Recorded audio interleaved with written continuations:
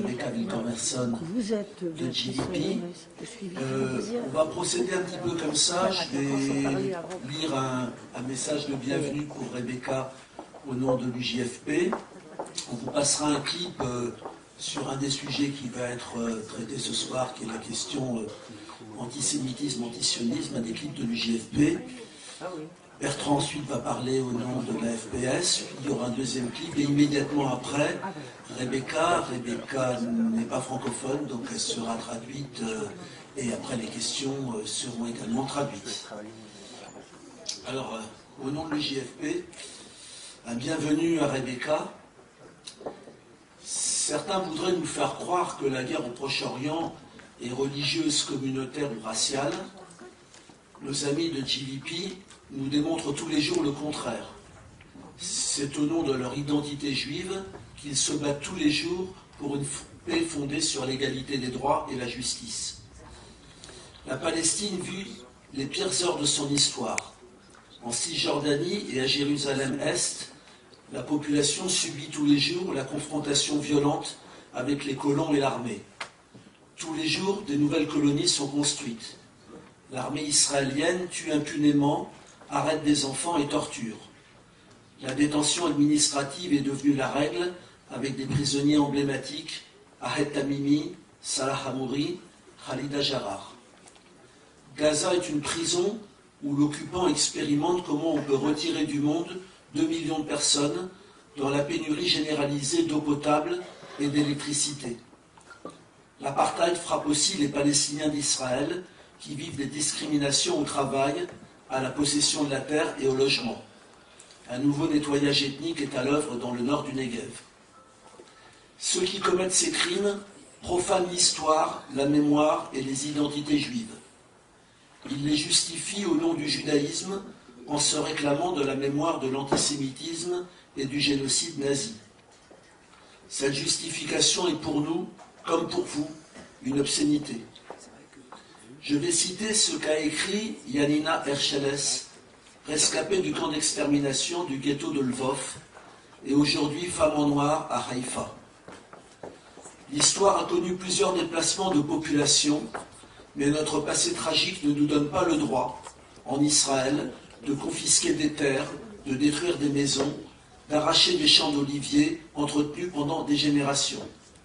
C'est faire peu de cas de la Shoah que d'agir ainsi.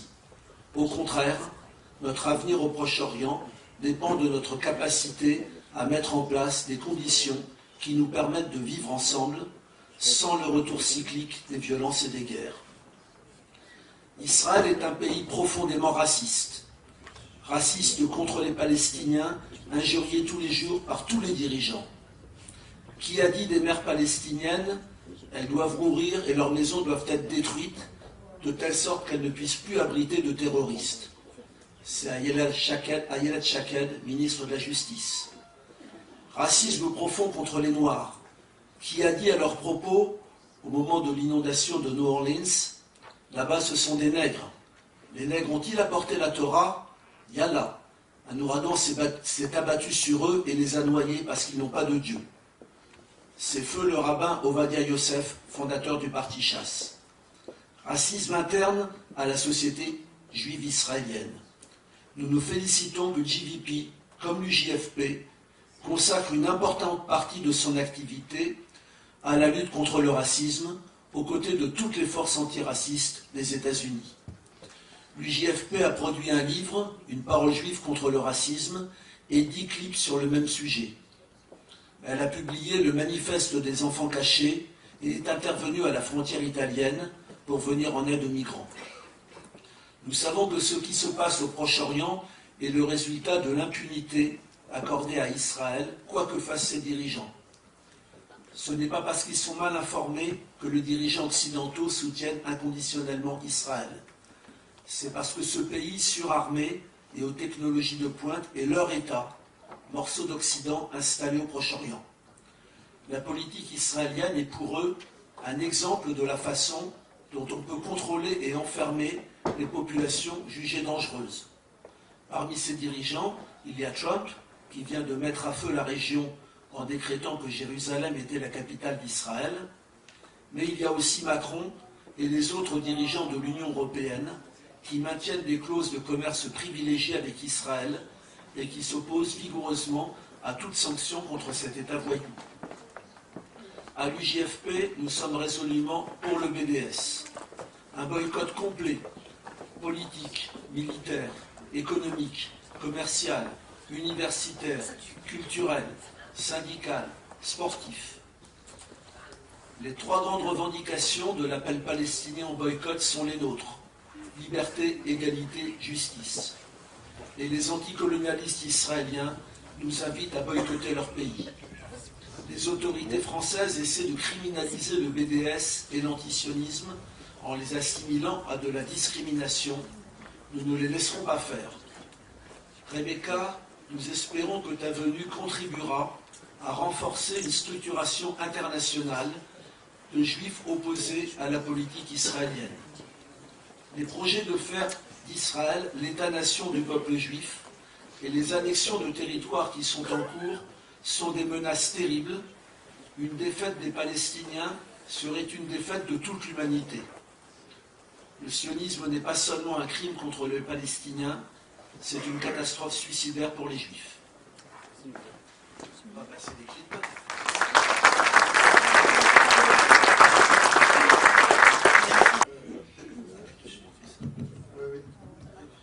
Peut-être que je rapproche, c'est quand même plus confortable. À mon tour de souhaiter la bienvenue à Rebecca Wilcomerson. On est vraiment ravis de vous avoir ensemble ce soir. Merci d'avoir répondu à notre invitation de venir en France. On vous a invité d'abord pour ce colloque qu'on a tenu lundi dernier. Vous avez insufflé une dynamique extraordinaire. Je ne veux pas répéter ce qu'a dit Pierre, peut-être quand même insister sur le danger extrême de la situation aujourd'hui pour les Palestiniens. Dominique Vidal, lundi, parlait d'alignement des astres particulièrement favorable à tous les adversaires de la paix, donc avec Trump, Netanyahou, et puis également un pouvoir, une représentation palestinienne divisée. Je me rappelle aussi Amira Haas, il n'y a pas si longtemps, fin novembre, quand elle était à Paris, qui nous disait mes pires cauchemars, je n'osais pas en parler jusqu'ici, maintenant je préfère en parler parce que c'est devenu un danger réel, danger de l'annexion, danger de déplacement de la population, danger de sociocide comme ça se passe à Gaza et aussi en Cisjordanie et dans les camps de réfugiés. Donc face à ce danger, la solidarité la solidarité internationale est particulièrement importante, et donc ce que vous faites aux États-Unis, qui est au cœur du système de soutien à Israël, est d'une importance particulière, et on avait vraiment envie de vous entendre. Envie de vous entendre, on savait, lundi, on voulait parler effectivement du droit, a-t-on le droit de contester la politique israélienne? Contester, ça veut dire s'y opposer par les paroles, ça veut dire aussi agir par des campagnes pour les prisonniers, par la campagne BDS, par toutes les campagnes qu'on peut faire. Est-ce qu'on en a le droit réel?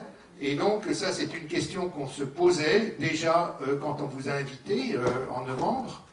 Et depuis, la situation a continué à se détériorer énormément, puisque moi je fais écho à ce que André Rosweg disait dans le clip, c'est-à-dire l'omerta, le fait que les autres témoignages, c'est difficile de parler, c'est difficile de contester la politique israélienne, on a peur de se faire traiter d'antisémite, il faut renverser cette peur. Shawan Jabarin, qui était avec nous lundi, le directeur de l'ONG palestinienne Al-Haq, disait la principale politique d'Israël, c'est de disséminer la peur vis-à-vis des Palestiniens d'abord, mais aussi maintenant vis-à-vis de nous tous. Et qui aurait pensé, quand on a lancé cette opération, cette réunion de ce colloque de lundi, qu'au début janvier, nous allions nous retrouver ensemble sur la liste des organisations dites indésirables par le gouvernement israélien, qui se permet de faire le tri entre dans les citoyens dans le monde, dans la société civile, entre ceux qui lui plaisent et ceux qui ne lui plaisent pas. C'est un honneur d'y être ensemble, et j'y associe aussi BDS France avec Imen qui est devant nous, qui a aussi cet honneur-là. Donc, c'est un honneur, mais c'est aussi, ça veut dire que, bien sûr, à notre niveau, mais Israël est en train maintenant de mener une guerre, non seulement contre les Palestiniens, mais contre le droit dans le monde entier. C'est son mépris du droit international, là aussi Shawad Jabarin l'avait souligné, affaiblit les institutions internationales qui avaient été mises en place au lendemain des horreurs de la Seconde Guerre mondiale. C'est nous tous qui sommes menacés, et par rapport à ça, le fait d'arriver à avoir une unité entre les deux côtés de l'Atlantique, entre ce qu'on fait ici et ce que vous faites aux États-Unis, au cœur du système, et aussi, comme l'a souligné Pierre Stamboul, le fait que vous soyez un mouvement juif et un mouvement qui réussit à se développer de manière extraordinaire, c'est pour nous un témoignage extrêmement important. Donc, vraiment à nouveau, bienvenue et merci encore d'avoir accepté notre invitation conjointe de l'UJFP et de la FPS pour être avec nous ce soir et aller encore plus loin dans l'explication de ce que vous faites et de vos orientations aux États-Unis.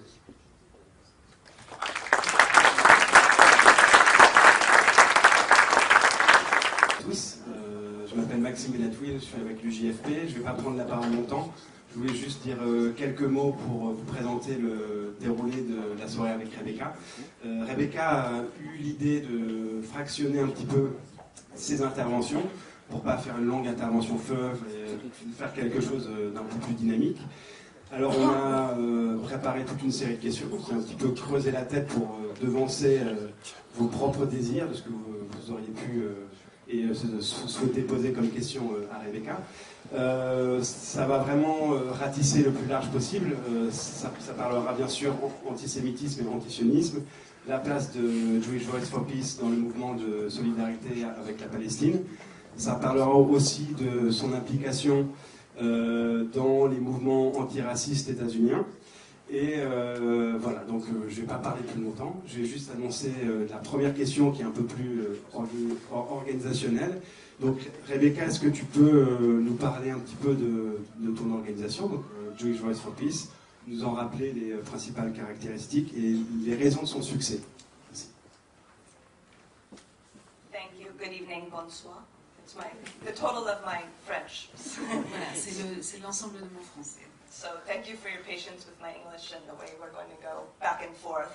And I'm very honored by the introduction by AFPS and UJFP. It's been very hard to live up to the beautiful introduction and for the beautiful hospitality that's been shown to me by both organizations while I'm here. Alors merci d'avance pour votre patience avec la traduction, enfin le fait que je parle en anglais et que je serai traduite. J'ai été honorée de la présentation qui a été faite de moi par la FPS et l'UJFP. And I also want to thank Pierre and Bertrand for highlighting the situation of Palestinians in Palestine in their introductions. We decided that, I think because especially this is a real opportunity with me here, for us to learn lessons from each other about the situations in the United States and France. We're really, as Maxime said, going to focus on questions of organization and organizing and political questions and less about what's actually happening there, but to remind us all to ground ourselves in the situation in Palestine and the reason we do this work. Alors, je voudrais aussi remercier l'introduction de Pierre et Bertrand sur la situation palestinienne. C'est une véritable possibilité, occasion qui nous est donnée là de discuter sur les questions d'organisation, et donc nous allons porter notre attention plus spécifiquement sur les questions d'organisation et de politique plutôt que l'analyse de la situation en Palestine. So, about Jewish Voice for Peace, how many of you are familiar already with our organization? Donc, combien parmi vous connaissent déjà notre organisation? And also I see many of you also speak or at least understand English. So just to give a very brief introduction, so JVP, we're inspired by Jewish tradition to work for the full equality of all people in Israel and Palestine, full equality of all people in Israel and Palestine. Donc une brève introduction, JVP, donc Jewish Voice for Peace, la voix juive pour la paix, a été inspirée par la tradition juive de revendication d'égalité pour tous les peuples, et donc notamment pour les peuples en Palestine. We have over 70 chapters around the country, about 15,000 dues-paying members, about 250,000 people on our supporters list, and we reach about 750,000 people on social media. Donc nous avons 70 groupes aux États-Unis de JVP, 15 000 membres à travers les États-Unis. What's the 250,000? Donc des soutiens, on en a 250 000. Et nous sommes suivis sur les réseaux sociaux par près de 750 000 personnes. We've set ourselves a goal over the next 5 years to recruit 5% of the Jewish community as members of JVP, because we have studied other movements, and they tell us that you need just 2 to 3% of any particular community to create a tipping point in these kinds of social movements. Donc nous nous sommes fixés comme objectif pour les 5 prochaines années de recruter environ 5% des Juifs des États-Unis à Jewish Voice for Peace, parce qu'on apprend des autres mouvements politiques qu'il suffit de recruter 2 à 3% d'un ensemble pour atteindre un point de basculement. A few points about our main political points and principles. First, a commitment to anti-bigotry in all its forms, so against racism, against anti-Semitism, against Islamophobia. Donc sur nos orientations politiques, quelques points. Nous sommes très engagés contre toutes les formes de repli sur soi, de racisme, sexisme, homophobie, islamophobie, etc. Voilà, antiracisme, We're very proud to endorse the full call for BDS, boycott, divestment, and sanctions. Right now, we don't have a position on one state or two state, at least in part because we feel that's not really our business. Our business is to change U.S. policy as Jews in the United States, and it's not for us to say how many states there should be. And right now, we actually don't have a position on Zionism, and I know we're going to talk about that a lot more in a moment. There's a lot to say about that. Donc nous sommes fiers de souscrire à BDS. Nous n'avons pas de position précise pour l'instant nous n'avons pas de position précise sur la question d'un État ou 2 États. Nous pensons que ce n'est pas à nous de prendre ces décisions-là. Pour l'instant, nous n'avons pas de position sur le sionisme. Je parlerai de cela tout à l'heure. Non, pardon. Plutôt que de choisir entre un État et 2 États, nous pensons que notre rôle est plutôt de modifier la politique américaine. A few of our principles, one thing we care about very much is people's capacity to change. JVP's political positions have changed over time, the political context have changed over time, and we think it's part of sort of the respect for every person's humanity, individual humanity, that we work with people from where they are, and we are continually evolving in our politics. Donc nos principes, c'est de créer la capacité à changer. Nous travaillons à partir d'un profond respect pour l'humanité et voilà, donc ce que nous cherchons à faire, c'est de permettre de créer une capacité à changer. The work as a Jewish organization, this work is very hard, as some of you may know. It often entails leaving our communities behind or going against our own families and our own communities, and so it's very important to us, for those who wanted and needed, to create a spiritual and political home for people and their whole selves. Donc, en tant qu'organisation juive, le travail est assez difficile, comme vous pouvez le savoir, vous le savez vous-même. Nous devons souvent nous dresser contre nos propres familles, contre nos propres communautés. Donc, nous cherchons aussi à offrir un lieu spirituel et politique pour des personnes justement qui pourraient se sentir isolées. From a more practical level, we think that organizing is the most important thing we can do. We also have a commitment to infrastructure, so we've invested heavily in being able to bring people in at moments like either of the Gaza wars, to have an email system, to have social media system, to invest in being able to communicate with a very broad number of people, but also ultimately everything we're doing is about organizing members and doing good campaigns. Donc d'un point de vue pratique, notre travail est très orienté vers la question de l'organisation. Par exemple, pour ce qui se passe à Gaza, nous essayons d'organiser un système d'email, de réseaux sociaux, voilà, d'être très dans l'organisation. And finally, just of course that and we'll talk more about this, working from a place of solidarity and accountability, and always speaking from a place of values and principles and a vision of a common future. Pardon. Ouais. Donc nous essayons de travailler à partir d'un endroit, d'un lieu de solidarité et de responsabilité, et nous cherchons aussi à nourrir des valeurs pour un avenir possible.